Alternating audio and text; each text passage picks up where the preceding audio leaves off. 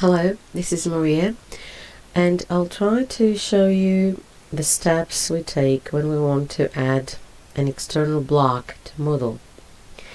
Actually, I just recently created a blog on Blogger, and I haven't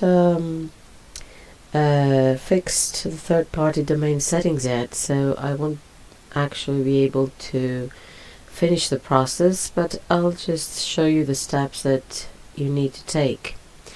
So if I go here under preferences and click on user, I scroll down to blogs, and here I have the options to add the external blog. But once I do so, I need to register an external blog, and here is where I need to use the URL code, which I do not have at the moment.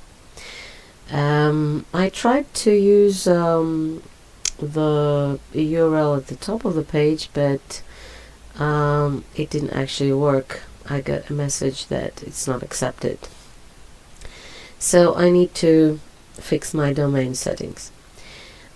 If I had, I would type it in here.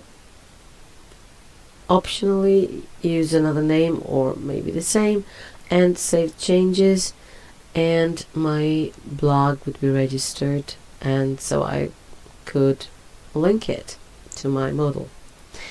Hope this has been of help. Thank you very much for watching.